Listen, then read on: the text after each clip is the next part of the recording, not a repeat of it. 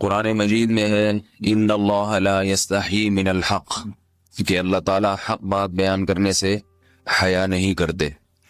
حدیث میں بھی بعض ایسے مسائل کو اللہ کے رسول نے بیان کیا ہے صلی اللہ علیہ وسلم نے جو بظاہر حیا کے خلاف ہیں، مگر اس لیے بیان کیا کہ اگر آپ صلی اللہ علیہ وسلم بیان نہ کرتے تو لوگ ان بے شرمی کے کاموں میں مبتلا ہو جاتے۔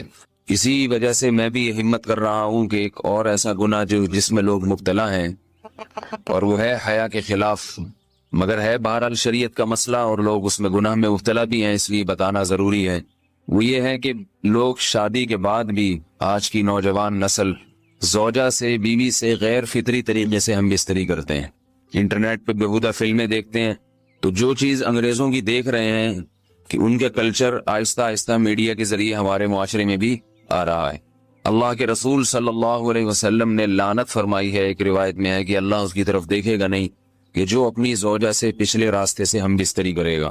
یہ بیماری بھی، یہ گندگی بھی لوگوں میں پھیلتی جا رہی ہے، خاص طور پہ جن کو لڑکوں سے بدفعلی کی عادت پڑ جائے تو وہ زوجہ سے فطری راستے سے ہم بستری نہیں کرتے۔ اللہ نے فرمایا کہ نساؤکم حرث لکم، یہ تمہاری زوجات ہیں، بیویاں ہیں، یہ نسل بڑھانے کے لیے ہیں، تو اسی راستے میں انسان اپنی خواہش کو پوری کر سکتا ہے جس راستے سے نسل بڑھتی ہے۔ اس کے علاوہ کسی اور راستے سے اپنی خواہش کو پورا کرنا یہ حرام ہے، گناہ کبیرہ ہے، گندگی ہے۔ ہمارے پاس کیسز آتے ہیں، ایک پاک دامن لڑکی کی شادی ہوتی ہے، لڑکا بھی بظاہر بڑا نیک، لیکن کیا ہے، لڑکا چونکہ ٹھرکی ہوتا ہے، شہوت کا درندہ ہوتا ہے، تو وہ یہ نہیں دیکھتا کہ میں اپنی بری خواہش مٹانے کے لیے میں اپنی زوجہ کو غیر فطری طریقے پر مجبور کیسے کر سکتا ہوں، تو مجبور کرتا ہے پھر اپنی بیوی کو۔ اس میں جو عورتیں زیادہ پاک دامن نہیں ہو، نیک نہ ہو، یا ان کو یہ ڈر ہو کہ طلاق ہو گئی تو ہم کہاں جائیں گے، وہ پھر اپنے شوہر کے ساتھ اسی غیر فطری طریقے پر آمادہ ہو جاتی ہیں، اور اس کا عذاب اور اس کا وبال یہ ہوتا ہے کہ کچھ دنوں میں ان کو بھی اسی کی لت پڑ جاتی ہے۔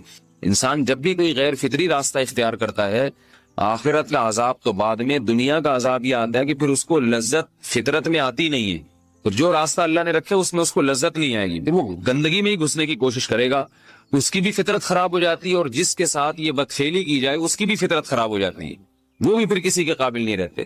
تو اپنے جان پر رحم کرنا چاہیے۔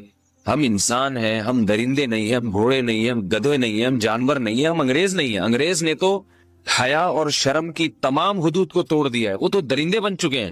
ہم تو درندے نہیں ہیں، ہم تو حلال کھاتے ہیں، پاک صاف رہنے کی کوشش کرتے ہیں، تو ہم ان کی جو کلچر دیکھ کے ہم ویسے درندے بننے کی کوشش کیوں کریں؟ تو یہ بہت بڑا وبال ہے، بہت بڑی برائی ہے جو ہمارے معاشرے میں آہستہ آہستہ جڑ پکڑتی جا رہی ہے، اور اس سے بیماریاں بھی پھیلتی ہیں۔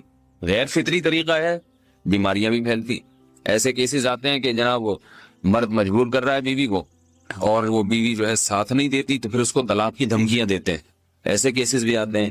اور یہ بھی آتا ہے کہ مرد جب اپنی بیوی کو غیر فطری طریقے پر مجبور کرتا ہے، بیوی آمادہ نہیں ہوتی، تو مرد پھر یہ دھمکی دیتا ہے کہ بھائی میری خواہش تو تم سے پوری ہوتی نہیں ہے، پھر میں دوسروں کے پاس جاؤں گا۔ تو یاد رکھیں، جس عورت کا شوہر یہ دھمکی دے اس کو کہ میں زنا کروں گا اگر تم نے میری خواہش پوری نہیں کی غیر فطری طریقے سے، تو عورت اپنے شوہر سے کہہ دے کہ جاؤ تم کہیں اور جا کے منہ کالا کرو، تمہاری فطرت میں گندگی ہے تو یہ مجھے گندا بنانے کی کوشش نہ کرو، اس کو زنا کرنے دیں، وہ اللہ آخرت میں اس سے بھگتے گا۔ ہر بیماری کا اللہ نے علاج رکھا ہے۔ اللہ کے رسول صلی اللہ علیہ وسلم نے فرمایا، صحیح بخاری کی حدیث، ما انزل اللہ من داء الا انزل له دواء، کوئی بیماری ایسی نہیں ہے جو اللہ نے نازل کی ہو اور اس کے لیے دوا نہ رکھی ہو دنیا میں۔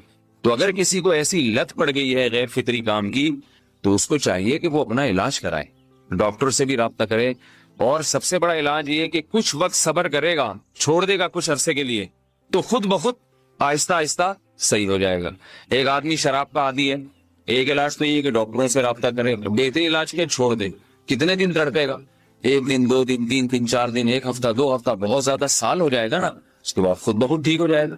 سگریٹ کا عادی ہے، چھوڑ دے گا، تو کتنے لوگ ہم نے دیکھے ہیں دن میں 20 سگریٹ پیتے تھے، چھوڑنے پر آئے تو بالکل ایک دم چھوڑ دی انہوں نے، آہستہ آہستہ کر کے چھوڑ دی، لیکن تکلیف ہوئی مگر عادی ہو گئے۔ تو اب کسی کو یہ لت پڑ گئی ہے غلط کام کی، برائی کی، تو اس کا بہترین علاج یہ ہے کہ وہ اپنے آپ کو بدلنے کی کوشش کرے، ماحول بدلے، اور کچھ وقت صبر کرے گا تو اللہ اس سے یہ عادت چھڑا دے۔ نہیں کی، صبر نہیں کیا اس نے، پھر اسی گندگی میں موت واقع ہوگی، پھر آخرت کا عذاب بہت سخت، نسلیں برباد ہو جاتی ہیں اس عمل سے انسان کی۔ تو بات حیا کے خلاف ہے، مگر یہ کہ ایک بزرگ تھے وہ بات فرما رہے تھے، تو کسی نے پوچھا کہ حضرت آپ حیا کے خلاف بات کرتے ہیں، تو انہوں نے فرمایا تم بے حیائی کے کام نہیں چھوڑتے، ہم اس چھڑوانے کے لیے بات کریں تو ہم برے ہیں، اور تم کام کرو تو بھی برے نہیں ہو۔ برائی کا کام کرنے میں برا نہیں بنتا، اور برائی کے خلاف بولنے والا برا بن جاتا ہے کہ دیکھو یہ کیسی باتیں کر رہے ہیں۔ تو بھائی باتیں ہیں اس لیے ہیں کہ یہ معاشرے میں یہ برائی پھیلتی چلی جائے گی، اور یہ ہماری اپنا کلچر نہیں ہے، یہ امپورٹ ہو رہا ہے باہر سے، یہ امپورٹ ہو رہا ہے، یہ وہاں میڈیا کے ذریعے آ رہا ہے۔ تو وہ چیزیں دیکھا نہ کریں اور ان لوگوں سے دور رہا کریں۔ ہمیں تو دین کا داعی ہو کے ان کو ہدایت پر لانا تھا، بجائے ہم ہدایت پہ چل کے دوسروں کو چلانے والے بن کے ان کے راستے پہ ہم نے چلنا شروع کر دیا۔ اللہ تعالیٰ ہمیں اب دیکھیں ان کے ہاں ایڈز کا مرض پھیل گیا ہے۔ آپ بتائیے یہ ایڈز کا مرض ہمارا ہے کیا؟ یہ بیماری ہماری ہے یا ان کی ہے؟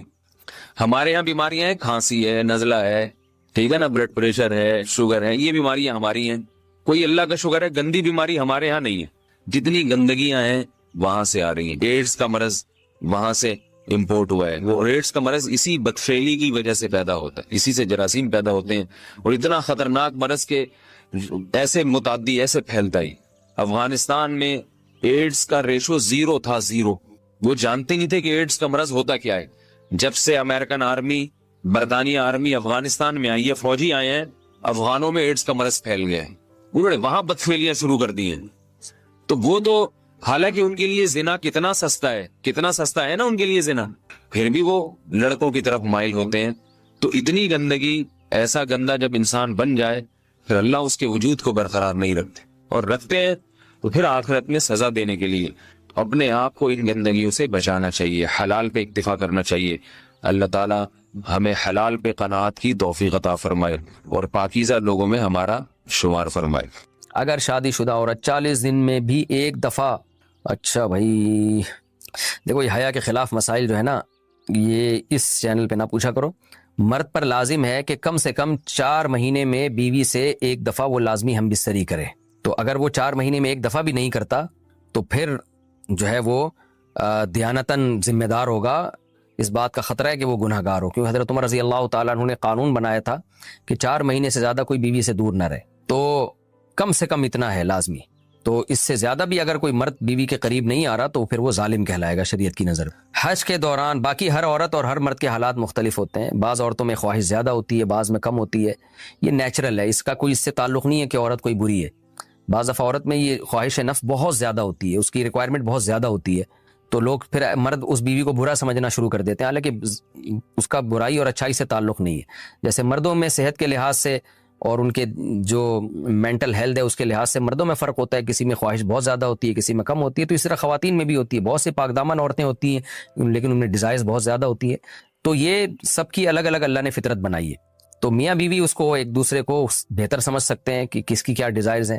بہرحال اگر مرد میں عورت کی ڈیزائرز پوری کرنے کی طاقت نہیں ہے، عورت میں بہت زیادہ ڈیزائرز ہیں، مرد میں کم ہے، تو ایسی صورت میں عورت پھر مرد سے طلاق مانگ سکتی ہے کہ بھئی میں سیٹسفائی نہیں ہو پا رہی ہوں اور میری ریکوائرمنٹ زیادہ ہے۔ تو مرد اگر طلاق دے دے تو اچھی بات ہے، نہیں دے تو پھر عورت کو چاہیے اسی کے ساتھ گزارا کرے۔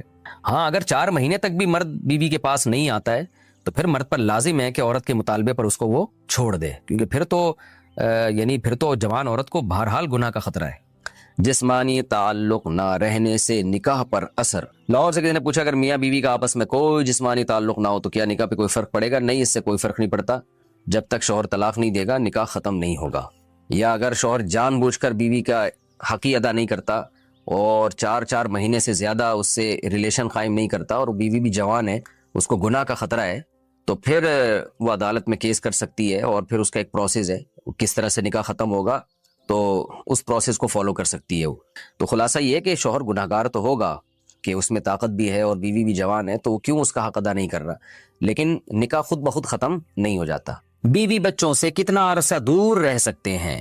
بندہ کام کی وجہ سے 2 سال ملک سے باہر رہتا ہے، کوشش کے باوجود چھٹی نہیں ملتی، کیا اتنی دیر بیوی بچوں سے دور رہنا جائز ہے؟ نامعلوم۔ اوئے ہوئے ہوئے ہوئے بھائی دیکھیں، ایک تو ہے حضرت عمر رضی اللہ تعالیٰ عنہ کا مشہور واقعہ ہے کہ آپ نے کچھ خواتین سے پوچھا تھا کہ عورت کتنا صبر کر سکتی ہے مرد کے بغیر، تو بعض صحابیات نے بتایا کہ 4 مہینے. تو حضرت عمر نے قانون بنایا کہ جو مجاہدین محاذ جنگ پہ لڑ رہے ہیں 4 مہینے سے زیادہ دور اپنی بیویوں سے نہیں رہ سکتے. تو اس اصول کا تقاضا یہ ہے کہ وہ زمانہ بھی پاک دامنی کا زمانہ تھا، نیک لوگ تھے، تو اصول یہی ہے کہ 4 مہینے انتہا ہے عورت کے صبر کی.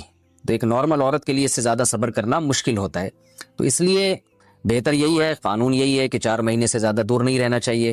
اور قرآن نے بھی یہ حکم دیا ہے کہ اگر کوئی قسم اٹھا لے کہ بیوی کے پاس نہیں جائے گا، قسم اٹھا لے، ایسا ہی نہیں بلکہ قسم اٹھا کے، تو پھر 4 مہینے میں طلاق واقع ہو جاتی ہے. بعض فقہا کے نزدیک عورت کو طلاق کا اختیار ہو جاتا ہے عدالت کے ذریعے، بعض کے نزدیک ہو جاتی ہے طلاق. تو اس سے بھی پتہ چلتا ہے، قرآن سے بھی اشارہ ملتا ہے کہ 4 مہینے جو ہے یہ ایک انتہائی مدت ہے ایک نارمل عورت کے لیے. تو اس زمانے میں تو اس کی اہمیت اور زیادہ بڑھ گئی ہے. وجہ اس کی ہے کہ بے حیائی، موبائل، انٹرنیٹ پر بیہودہ چیزیں، یہ سب چیزیں انسان کی شہوت کو بڑھاتی ہیں، مرد کی بھی اور عورت کی بھی. تو اس لیے بھائی میں تو آپ کو مشورہ نہیں دے سکتا کہ آپ 2 سال بیوی سے دور رہیں. میں بدگمان نہیں ہو رہا، بہت سے لوگ 4 سال دور رہتے ہیں، ان کی بیویاں بھی پاک دامنی کے ساتھ زندگی گزارتی ہیں، خود بھی بڑے نیک شریف بن کے زندگی گزارتے ہیں. بہت سے ایسے لوگ الحمدللہ ہمارے معاشرے میں ہیں. لیکن بہرحال اس کلچر کو، اس رواج کو فروغ نہیں دیا جا سکتا، اس کو اپریشیٹ نہیں کیا جا سکتا شریعت کے لحاظ سے بھی، عقل کے لحاظ سے بھی. 2 سال تک مرد کے لیے صبر کرنا کتنا مشکل کام ہے. وہ کھا بھی رہا ہے انڈے پراٹھے اور جناب کھانا پینا اسی سٹائل میں چل رہا ہے، یا تو روزے رکھ کے اپنے آپ کو آدھا کر دیا اس نے. تو سوال عورت کے ساتھ مرد کا بھی تو ہے نا. مرد نے تو قوت اور شہوت اللہ نے اور بھی زیادہ رکھی ہے، تو وہ کیسے صبر کرے گا؟ مرد کی جو قوت برداشت ہے وہ فقہا نے اور اطباء نے بیان کی 1 مہینہ ہے. تو 2 سال تک بیوی سے دور ہیں. میں پھر بھی بتا دوں، میں بدگمان نہیں ہو رہا کہ جو دور ہیں آپ ان کے بارے میں برا سوچنا شروع کر دیں، لیکن بہرحال یہ اپنے آپ کو فتنوں میں ڈالنے کے مترادف ہے. اس لیے ایسی جاب نہ کریں. 2 سال تک بیوی سے دور ہیں، یا تو بیوی کو ساتھ لے کر جائیں یا بیوی کے ساتھ ہی رہیں. کہیں ادھر ہی کم پیسوں میں انسان گزارا کر لے بیوی بچوں کے ساتھ، یہ زیادہ اچھا ہے زیادہ پیسوں کی لالچ میں بیوی بچوں سے دور رہنا. باقی بیوی آپ کی راضی ہے اس جاب پہ، یا آپ کے پاس کوئی آلٹرنیٹ ہے ہی نہیں، آپ جاب چھوڑ کے آئیں گے تو آپ کو لالے پڑ جائیں گے کھانے پینے کے، تو ایک مجبوری ہے. مجبوری کے حکام الگ ہوتے ہیں، لیکن نارملی اس کی بہرحال ترغیب نہیں دی جا سکتی. دیکھیں قرآن مجید میں اللہ نے ارشاد فرمایا نا، یوم یفر المرء من اخیہ وامہ وابیہ وصاحبتہ وبنیہ. قیامت کے دن کی ہولناکیوں کو اللہ نے بیان کیا کہ انسان اپنے باپ سے دور بھاگے گا، بیٹے سے دور بھاگے گا، بھائی سے دور بھاگے گا.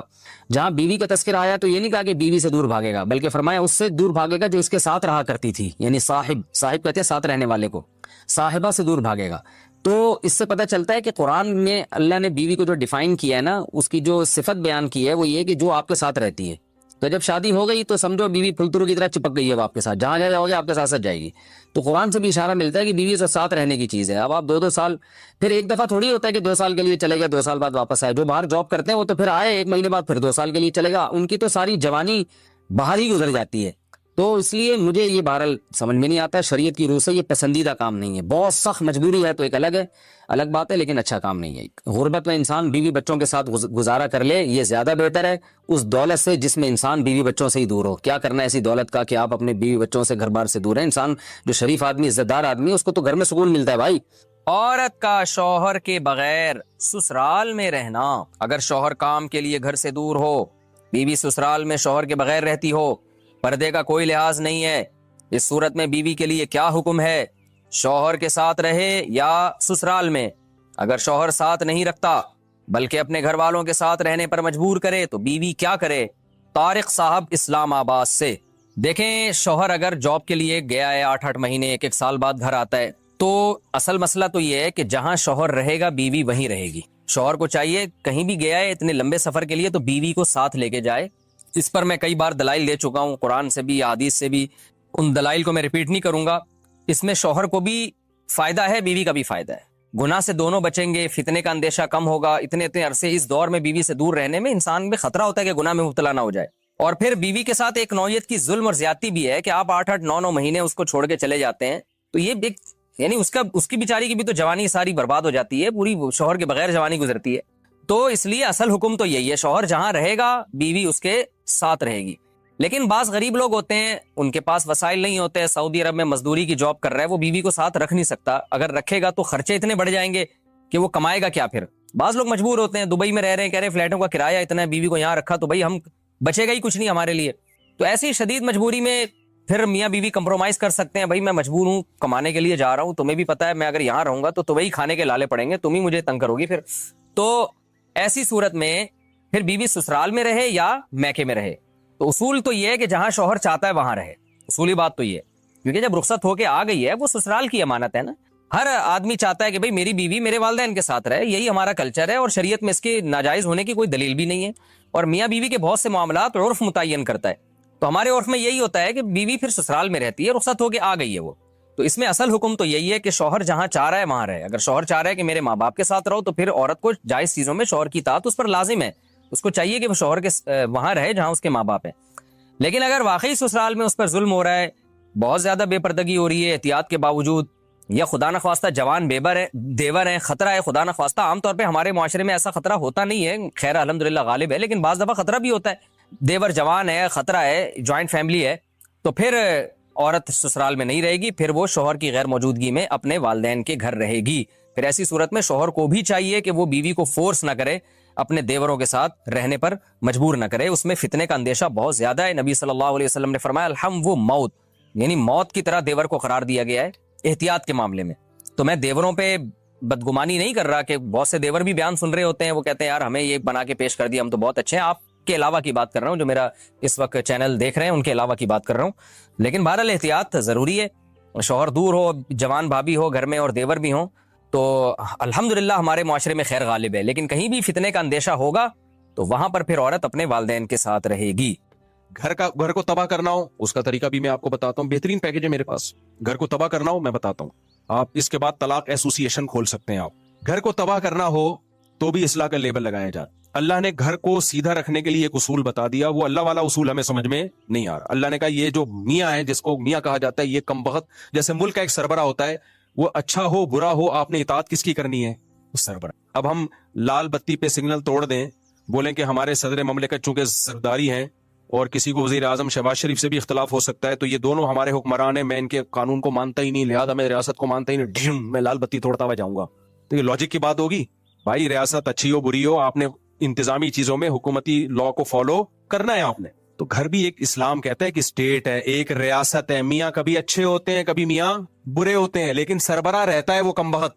عورت یہ کہہ کے اپنے شوہر کی اطاعت سے جان نہیں چھڑا سکتی کہ میرا میاں اچھا نہیں ہے. چلے گی بھائی گھر میں کس کی, میاں کی. اب خواتین کو اصلاح کے نام پہ فساد میں ڈالا جاتا ہے, نہیں یہ کیا لگتا ہے تمہارا, جتنے اس کے حقوق ہیں اتنے ہی تمہارے حقوق ہیں. بہت ساری چیزوں میں رکاوٹ ہیں, بہت ساری. میں ایک کیا نام لوں گا نا تو وہ بہت لمبی چوڑی فہرست ہے اس کی. بعض کیس ہمارے پاس آتے ہیں, بیگم صاحبہ نے شوہر کو 10 سال ہو گئے قریب ہی نہیں آنے دی. بھائی قریب ہی نہیں آنے دیا اس کو, کیونکہ کوئی فزیکل پرابلم ہے بیگم میں, اس کو خواہش ہی نہیں ہے, وہ میاں گھوم رہا ہے, وہ زنا بھی نہیں کرتا. بیگم نے کہا دوسری شادی کر لو, کہ میرے پاس پیسے ہی نہیں ہے نا مجھے کوئی رشتہ دے گا, نا میرے پاس گھر کا انتظام ہے. تو اب بتاؤ سوسائٹی میں فساد, گھر میں فساد ہوگا کہ نہیں ہوگا؟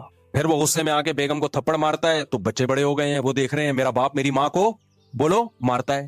فساد بیگم مچا رہی ہے, بدنام کون ہو رہا ہے, بدنام میاں ہو رہا ہے. وہ کہہ رہا ہے بھائی میں زنا کی طرف جا رہا ہوں.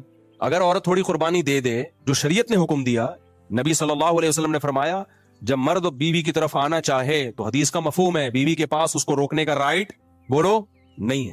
کوئی بیماری ہو تو ایک الگ بات ہے. تو ایسا فساد گھر میں, بیٹے باپ کے باغی ہو گئے, بچیاں باپ کی باغی ہو گئی. وہ بیچارہ ساری زندگی کما کما کے کھلایا, گھر بنایا, گیس بجلی کا بل دیا, شیلٹر دیا, اور آخر میں ذلیل بھی خود ہی ہو گیا. یہی معاملہ الٹا بھی ہوتا ہے, الٹا بھی معاملہ ہوتا ہے.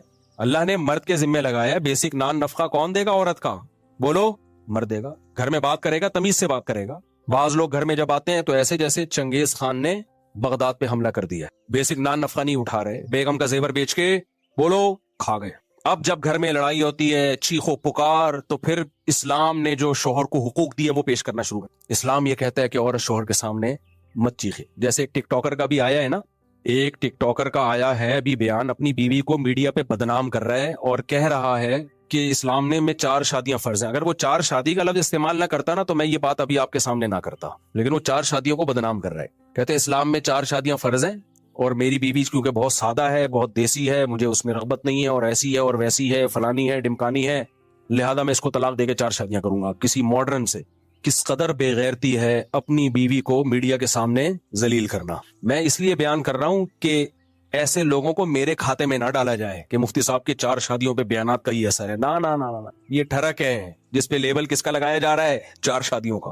جب بھی کوئی میڈیا پہ آ کے شوہر اپنی بیوی کو ذلیل کرے یا عورت اپنے شوہر کو, تو یہ مت دیکھا کرو ان میں صحیح کون ہے غلط کون ہے, یہ الزام صحیح غلط ہے. آپ ان سے بولو اللہ تعالیٰ نے میاں بیوی کو ایک دوسرے کا لباس بنایا ہے. لباس عیوب دکھاتا ہے یا چھپاتا ہے؟ بولتے کیوں نہیں؟ کس قدر بے غیرتی بے شرمی کی بات ہے. آپ دنیا کے سامنے آ کے اپنی بیوی کو ذلیل کر رہے ہو, دنیا کے سامنے آ کے بتا رہے ہو وہ ایسی ہے وہ ویسی ہے. کوئی شرم نہیں ہے آپ کو؟ اور پھر لیبل آپ لگا رہے ہو اسلام کا کہ اس کو میں چھوڑوں گا اور 4 کروں گا کیونکہ اسلام نے آپ کو اس کی اجازت دی ہے کہ آپ اپنی پردے دار بیوی کو دنیا کے سامنے ذلیل کرو. تو ایسے لوگوں کا بائیکاٹ کرنا چاہیے. اور ماڈرن لڑکیوں سے شادی کا جس کو شوق ہے نا وہ دوستیاں لگا لے, وہ شادی بولو. اسلام جب 4 کی آپ کو ترغیب دیتا ہے تو اسلام میں ترغیب ماڈرن اور بے پردہ لڑکیوں سے شادی کی ہے یا پردے دار سے شادی کی ہے, حیادار سے شادی کی؟ اچھا, جس چیز کو وہ برائی کے طور پر پیش کر رہے ہیں نا میری بیوی میں یہ برائی, وہ اصل میں اچھائی ہے. وہ کیا ہے؟ عورت کا سادہ ہونا تو اچھائی ہے. تو وہ سورہ نور کی آیتیں اب سمجھ میں آئی ہمیں. الطیبات للطیبین والطیبون للطیبات. اللہ کہتے ہیں پاکیزہ مرد پاکیزہ عورتوں کے لیے اور پاکیزہ عورتیں پاکیزہ مردوں کے لیے. والخبیثات للخبیثین والخبیثون للخبیثات. ناپاک مرد ناپاک عورتوں کے لیے اور ناپاک عورتیں ناپاک مردوں کے لیے. بالکل بہترین بات ہو گئی. جس کو سورہ نور کی آیتوں کا مطلب سمجھ میں نہ آتا ہو نا تو اس ٹک ٹاکر کو دیکھ لے, سمجھ میں آ جائے گا. تو میں ایسا کر رہا تھا کہ بعض دفعہ مرد اپنی بیسک ذمہ داری پوری نہیں کر رہا, پھر جب عورت چیختی ہے چلاتی ہے تو پھر اس کو اسلام کیا کہتا ہے؟ بیوی شوہر کی اطاعت کرے. اگر سردے کا حکم ہوتا تو بیوی کو حکم دیا جاتا. اس سے گھر میں فساد پیدا ہوتا ہے. بھائی بات کچھ اور ہے, آپ اس پہ لیبل کچھ اور لگا رہے ہو. تو خوب سمجھ لو اس پوری بات کا حاصل کیا نکلا کہ اپنی ذمہ داریوں کو نہ پہچاننا اور پھر ان ذمہ داریوں کو ادا نہ کرنا, یہ فساد کا سب سے بڑا سبب ہے. سمجھتے ہو کہ نہیں سمجھتے؟ آپ کو پتا ہونا چاہیے میری ذمہ داریاں. آج کل لوگوں کو پتہ ہی نہیں میری ذمہ داریاں کیا ہیں, میری ذمہ داریاں کیا ہیں. جب آپ کو اپنی ذمہ داری ہی کا نہیں پتا تو آپ کو کیسے پتا چلے گا صحیح کون ہے غلط کون ہے؟ دیکھو ایک میں مثال دیتا ہوں. ایک بندہ آیا آپ کے پاس اور کہنے لگا 1 لاکھ روپے آپ مجھے دے دو. آپ اس کو منع کر دو گے تو کیا یہ ظلم کہلائے گا؟ نہیں کہلائے گا, کیونکہ آپ کو پتا ہے میں کوئی ذمہ دار تھوڑی ہوں اس کو 1 لاکھ روپے دینے کا. لیکن اس نے کوئی پرانی فائل نکالی اور اس نے کہا کہ آپ نے فلاں چیز مجھ سے خریدی تھی اور پیسہ دینے آپ بھول گئے تھے, تو یہ دیکھو اس کا ثبوت ہے, اور اس نے ثابت کر دیا کہ آپ کے ذمہ 1 لاکھ ہیں. اب 1 لاکھ روپے نہ دینا ظلم ہے یا نہیں ہے؟ تو نالج میں آ گیا آپ کے کہ بھائی یہ میری رسپانسبلٹی ہے, یہ میری ذمہ داری ہے, یہ تاوان ہے میرے اوپر. تو گھر میں جب کسی کو پتا ہی نہ ہو کہ میری حدود کتنی ہے, میری ذمہ داری, مجھ پر جو لائبلٹیز ہیں وہ کیا ہیں اور سامنے والی پر کیا ذمہ داری ہے, تو اس ذمہ داریوں کے تعین کے بغیر کسی گھر میں کبھی سکون آ سکتا ہے؟ بولو نہیں. اور لبرل لوگوں کے ہاں سب سے بڑا مسئلہ یہی ہے, ان کمبختوں کو بیچاروں کو پتہ ہی نہیں ہوتا کہ میری ذمہ داری کیا ہے اور میری وائف کی ذمہ داری کیا ہے. کیونکہ یہ آدھے مسلمان سوسائٹی کو لے کے چل رہے ہوتے ہیں, آدھے گوروں کو لے کے چل رہے ہوتے ہیں, نہ ادھر کے نہ ادھر کے. ان کے ہاں عورت کو آزادی وہ چاہیے جو انگریزوں کی عورتوں کو ہوتی ہے, لیکن خرچہ پورا شوہر سے چاہیے. سمجھ رہے ہیں کہ نہیں سمجھ رہے؟ حالانکہ ان کے ہاں عورت مکمل آزاد ہوتی ہے لیکن گرل فرینڈ کی طرح اپنے شوہر کے ساتھ رہتی ہے. وہ اس کو وسیم صاحب سے بھی, استغفر اللہ والے وسیم نہیں, انگریزوں کے جو مائیکل ہیں ان سے بھی اس کو ریلیشن کی اجازت ہے. اور ادھر تو شوہر ہے اس پہ وہ بھی آزاد ہوتا ہے ذمہ داریوں سے, کسی قسم کی بیوی پہ بھی پابندیاں نہیں لگا سکتا. تو اتنا آزاد ہے کہ وہ بیوی پہ پابندی نہیں لگا سکتا, لیکن بیوی اس کی رسپانسبلٹی بھی نہیں ہوتی. سمجھ رہے ہو؟ اس کے ذمہ نہیں ہے بیگم کو اپنے خرچے پہ چائے بھی پلائے, ہو بیمار ہو جائے تو اس کا علاج کرے, یہ اس کے ذمہ نہیں ہے. تو ہمارا جو سیکولر لبرل طبقہ ہے اس میں عورت کو آزادی چاہیے انگریز عورتوں والی, خرچہ چاہیے مسلمانوں والا, اسلام والا شوہر سے.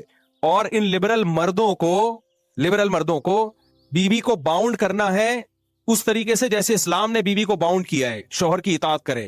لیکن بیوی کے حقوق سے آزاد ایسے ہونا ہے جیسے انگریز آزاد ہیں. بنے کیوں کر جو ہو سب کار الٹا, ہم الٹے یار الٹا بات الٹی, ہم الٹے بات الٹی یار الٹا. مہتاب رائے ایک شاعر گزرا ہے, اس نے کہا میرے نام میں مہتاب میں ہم بھی الٹا تو مہ بن گیا, بات الٹی تو تاب بن گیا, رائے الٹی تو کیا بن گیا؟ یار بن گیا. تو ہم بھی الٹے, بات بھی الٹی, یار بھی الٹا. ہمارا نام میں تو ہر چیز ہی الٹی ہے, تو بنے کیوں کر جو ہو سب کام الٹا. نہیں آئی میرا خیال ہے بات. رنگی کو نارنگی کہیں, تند مال کو کھویا. چلتی کو گاڑی کہیں, آگے شاعر کا نام میں بھول گیا, دیکھ کے شاعر رویا, شاعری لگا دیتا ہوں. رنگی کو نارنگی کہیں, جو اتنی کلرفل چیز ہوتی ہے نارنگی, اس کو کیا کہتے ہیں؟ جو رنگ والی ہوتی ہے اس کو نارنگی بولتے ہیں, یعنی رنگی نہیں ہے. اور تند مال, جو خوب دودھ کو پکا کے اس کا جو مال نکالا جاتا ہے اس کو کہتے ہیں کھویا, یعنی کچھ بھی نہیں آیا اس میں. حالانکہ اسی اصل تو یہی تھا دودھ میں, اس کے بغیر دودھ نے سب کچھ کھو دیا, لیکن اس کو کھویا کہہ رہے ہوتے ہیں. اور جو چیز ہمیشہ چلتی ہے اس کو کہتے ہیں گاڑی, یعنی گاڑ دیا زمین میں اس کو. تو کہتے ہیں جب شاعر نے یہ سب کچھ دیکھا تو رویا کہ یار یہ مارکیٹ میں ہو کیا رہا ہے.